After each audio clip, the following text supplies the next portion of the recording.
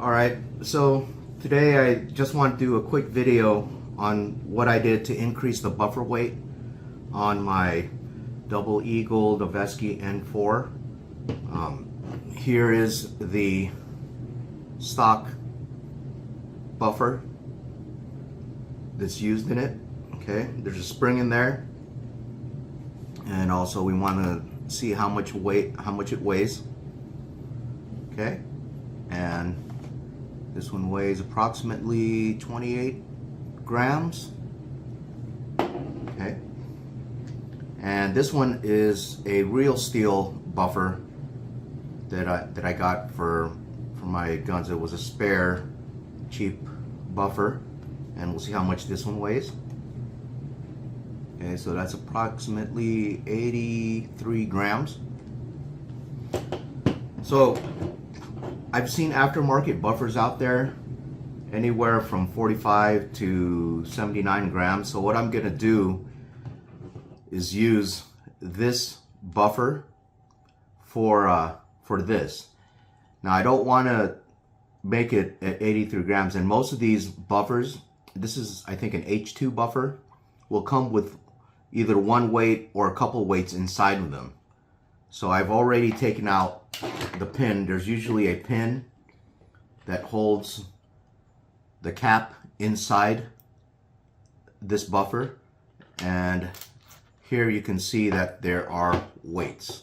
All right, so what I did was basically take this and put in a weight. Well, let's see how much this one weighs first. So this one is about 21 grams.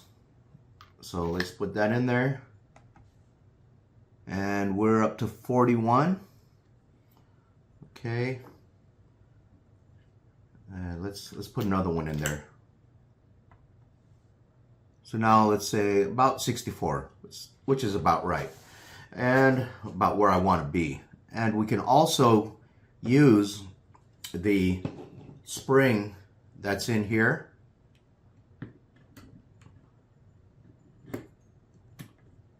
So you take the pin out, and inside there's going to be a spring.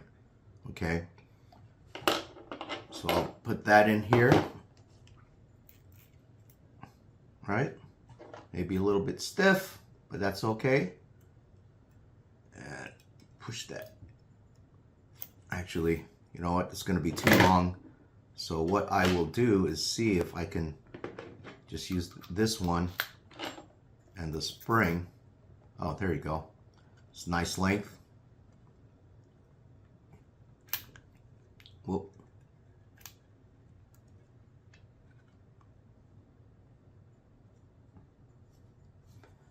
And just kind of screw it back on. I don't think I'm going to need to put the pin back in. That's usually there because the recoil on a real firearm is a whole lot more than an airsoft gas blowback. So let's see how much it weighs now in total. So we're at about 53 grams. Okay, not bad. All right. So a lot of you will notice that the face on these is different. This one's flat, which is your standard buffer on an AR, and this one has a little bit of a concave on there, and that's so that it does this and lines up with this bolt. That's usually there so that it, it'll help center it, but in my experience, the centering of this is going to be based on the receiver itself. So when it goes in, it'll actually center based on the receiver. So I'm not too concerned that the face on this is flat, because it'll still sit like this, okay, when it's inside your airsoft replica. All right.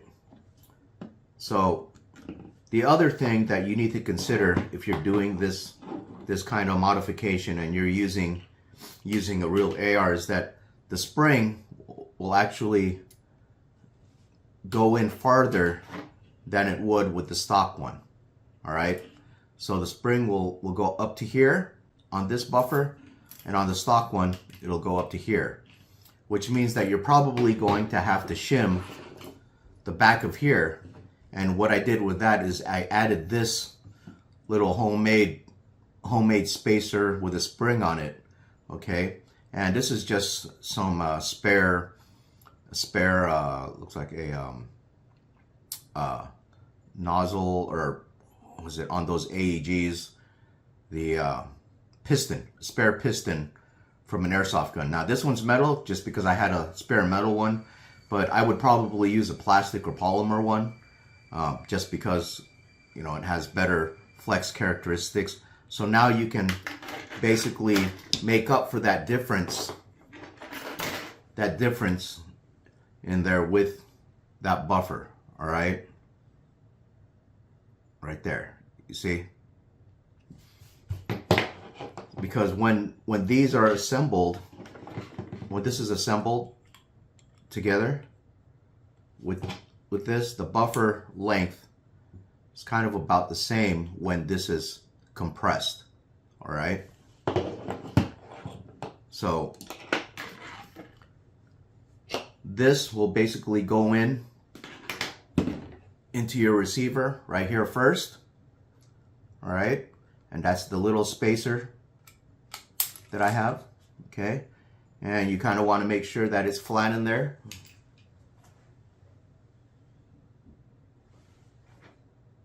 Okay, let me see here. Yep, it's flat. Then of course you're gonna put your spring back in there.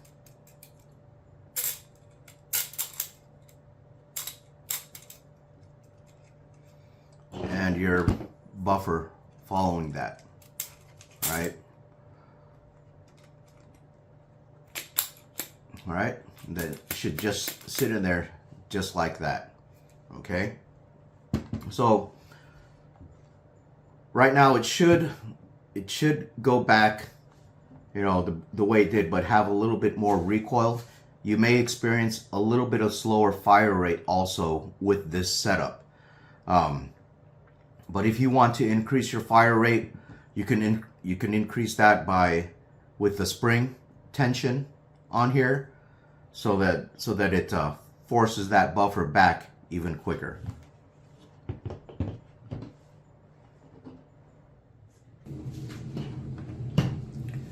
All right, so I loaded up some gas in here, and this is just your standard double eagle magazine that came with the gun. And we'll see now. You can notice the recoil impulse as I fired this thing. Okay, there you go.